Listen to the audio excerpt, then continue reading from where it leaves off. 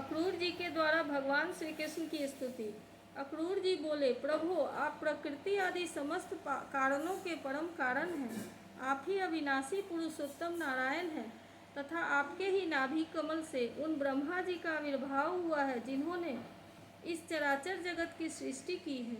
मैं आपके चरणों में नमस्कार करता हूँ। पृथ्वी जल अग्नि वायु आकाश अहंकार महातत्व प्रकृति पुरुष मन इंद्रिय संपूर्ण इंद्रियों के विषय और उनके अधिष्ठात्री देवता, यही सब चराचर जगत तथा उसके व्यवहार के कारण हैं और सब के सब आपके ही अंग स्वरूप हैं। प्रकृति और प्रकृति से उत्पन्न होने वाले समस्त पदार्थ ईंधन वृत्ति के द्वारा ग्रहण किए जाते हैं, इसलिए ये सब अनात्मा है। अनात्मा होने के कारण जड़ है और इसलिए आपका स्वरूप नहीं जान सकते, क्योंकि आप तो स्वयं आत्मा ही ठहरे। ब्रह्मा जी अवश्य ही आपके स्वरूप हैं, परंतु वे प्रकृति के गुण से रजस से युक्त हैं, इसलिए वे भी आपकी प्रकृति का और उसके गुणों से परे का स्वरूप को नहीं जानते। साधु योगी स्वयं अपने अंतःकरण में स्थित अंतर्यामी के रूप में समस्त भूत भौतिक पदार्थों में व्याप्त परमात्मा के रूप में सूर्य चंद्र अग्नि आदि देवमंडल में स्थित इष्ट देवता के रूप में तथा उनके साक्षी महापुरुष एवं नियंता ईश्वर के रूप में साक्षात आपकी ही उपासना करते हैं। बहुत से कर्मकांडी ब्राह्मण कर्म मार्ग का उपदेश करने वाली त्रयी विद्या के द्वारा जो आपके इंद्र अग्नि आदि अनेक देववाचक नाम तथा ब्रज वज्र हस्त्र सप्तर्षि आदि अनेक रूप बतलाती है, बड़े बड़े यज्ञ करते हैं और उनसे आपकी ही उपासना करते हैं।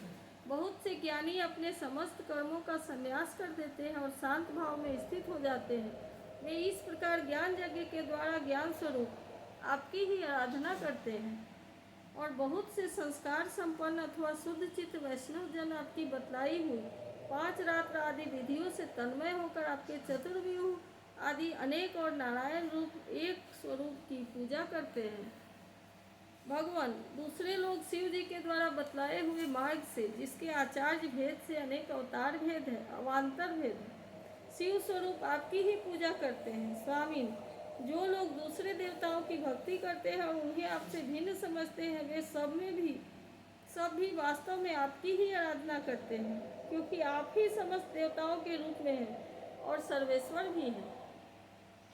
प्रभु, जैसे पर्वतों से सब और बहुत सी नदियां निकलती हैं और वर्षा के जल से भरकर घूमती घामती समुद्र में प्रवेश कर जाती है, वैसे ही सभी प्रकार के उपासना मार्ग घूम घाम कर देर सवेर आपके ही पास पहुंच जाते हैं। प्रभु, आपकी प्रकृति के 3 गुण हैं, सत्व रजो तम। ब्रह्मा से लेकर स्थावर पर्यंत संपूर्ण चराचर जीव प्राकृत है और जैसे वस्त्र सूत्रों से ओतप्रोत रहते हैं, वैसे ही ये सब प्रकृति के उन गुणों से ही ओतप्रोत रहते हैं, परंतु आप सर्वस्वरूप होने पर भी उनके साथ लिप्त नहीं हैं। आपकी दृष्टि निर्लिप्त है, क्योंकि आप समस्त वृत्तियों के साक्षी हैं। यह गुणों के प्रवाह से होने वाली सृष्टि अज्ञान मूलक है और यह देवता मनुष्य पशु पक्षी आदि समस्त योनियों में व्याप्त है, परंतु आप उससे सर्वथा अलग हैं, इसलिए मैं आपको नमस्कार करता हूँ। अग्नि आपका मुख है, पृथ्वी चरण है, सूर्य और चंद्रमा नेत्र हैं, आकाश नाभि है, दिशाएं कान है, स्वर्ग सिर है, देवेंद्रगण भुजाएं हैं, समुद्र कोख है और यह वायु ही आपकी प्राण शक्ति के रूप में उपासना के लिए कल्पित हुई है।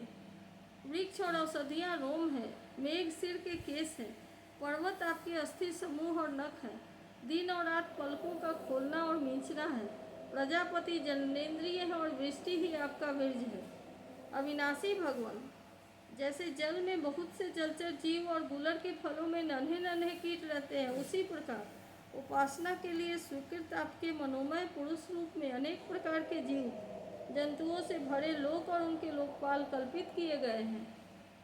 प्रभु, आप क्रीड़ा करने के लिए पृथ्वी पर जो जो रूप धारण करते हैं, वे सब अवतार लोगों के शोक मोह को धो बहा देते हैं और फिर सब लोग बड़े आनंद से आपके निर्मल यश का गान करते हैं। प्रभु, आपने वेदों ऋषियों औषधियों और सत्यव्रत आदि की रक्षा दीक्षा के लिए मत्स्य रूप धारण किया था और प्रलय के समुद्र में स्वच्छंद विहार किया करके था। आपके मत्स्य रूप को मैं नमस्कार करता हूँ। आपने ही मधु और कैटव नाम के असुरों का संहार करने के लिए हयग्रीव अवतार ग्रहण किया था। मैं आपके उस रूप को भी नमस्कार करता हूँ। आपने ही यह विशाल कच्छप रूप ग्रहण करके मंदराचल को धारण किया था। आपको मैं नमस्कार करता हूँ। आपने ही पृथ्वी के उद्धार की लीला करने के लिए बड़ा रूप स्वीकार किया था। आपको मेरा बार बार नमस्कार है।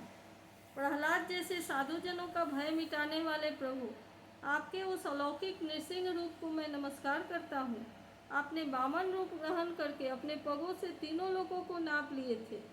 आपको मैं नमस्कार करता हूँ। धर्म का उल्लंघन करने वाले घमंडी क्षत्रियों का वन का छेदन कर देने के लिए आपने भृगुपति परशुराम का रूप ग्रहण किया था। मैं आपके उस रूप को नमस्कार करता हूँ। रावण का नाश करने के लिए आपने रघुवंश में भगवान राम के रूप से अवतार ग्रहण किया था। मैं आपको नमस्कार करता हूँ। वैष्णव जनों तथा यदुवंशियों का पालन पोषण करने के लिए आपने ही अपने को वासुदेव, संकर्षण, प्रद्युम्न तथा अनिरुद्ध इस चतुर्व्यूह के रूप में प्रकट किया है। मैं आपको बार बार नमस्कार करता हूँ। दैत्य और दानवों को मोहित करने के लिए आप शुद्ध अहिंसा मार्ग के प्रवर्तक बुद्ध का रूप ग्रहण करेंगे।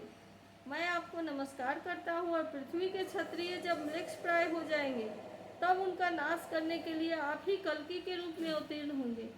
मैं आपको नमस्कार करता हूँ। भगवान, ये सब के सब जीव आपकी माया से मोहित हो रहे हैं और इस मोह के कारण ही यह मैं हूँ, यह मेरा है, इस झूठे दुराग्रह में फंसकर कर्म के मार्गों में भटक रहे हैं। मेरे स्वामी, इसी प्रकार मैं भी स्वप्न में दिखने वाले पदार्थों के समान झूठे देह, गेह, पत्नी, पुत्र और धन स्वजन आदि को सत्य समझकर उन्हीं के मोह में फंस रहा हूँ और भटक रहा हूँ। मेरी मूर्खता तो देखिए प्रभु। मैंने अनित्य वस्तुओं को नित्य, अनात्मा को आत्मा और दुख को सुख समझ लिया। भला इस उल्टी बुद्धि को भी कोई सीमा है?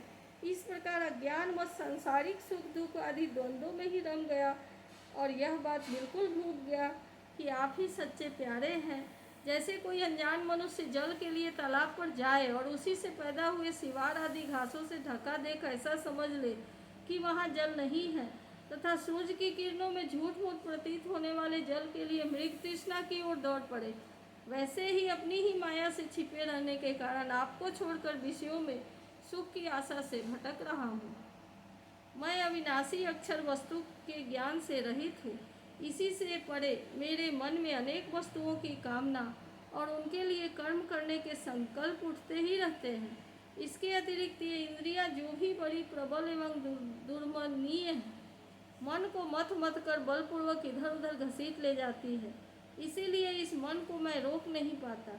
इस प्रकार भटकता हुआ मैं आपके उन चरण कमलों की छत्र छाया में आ पहुँचा हूँ, जो दुष्टों के लिए दुर्लभ है। मेरे स्वामी, इसे भी मैं आपका कृपा प्रसाद ही मानता हूँ, क्योंकि पद्मनाभ, जब जीव के संसार से मुक्त होने का समय आता है, तब सत्पुरुषों की उपासना से चित्तवृत्ति आपस में लगती है। प्रभु, आप केवल विज्ञान स्वरूप हैं, विज्ञान घन हैं। जितनी भी प्रतीतियाँ होती हैं, उतनी भी वृत्तियाँ हैं, उन सबके आप ही कारण और अधिष्ठान हैं। जीव के रूप में एवं जीवों के सुख दुख आदि के निमित्त काल, कर्म, स्वभाव तथा प्रकृति के रूप में भी आप ही हैं, तथा आप ही उन सबके नियंता भी हैं। आपकी शक्तियाँ अनंत हैं। आप स्वयं ब्रह्म हैं। मैं आपको नमस्कार करता हूँ। प्रभु, आप ही वासुदेव, समस्त ही पृथ्वियों के आश्रय, संकर्षण तथा आप ही बुद्धि और मन के अधिष्ठात्री देवता ऋषिकेश, प्रद्युम्न और अनिरुद्ध हैं। मैं आपको बार बार नमस्कार करता हूँ। प्रभु, आप मुझ शरणागत की रक्षा कीजिए। इति श्रीमद्भागवत महापुराणे पारमहंस्यां संहितायां दशम स्कंधे पूर्वार्धे क्रूरस्तुति नाम चत्वारिंशोऽध्यायः।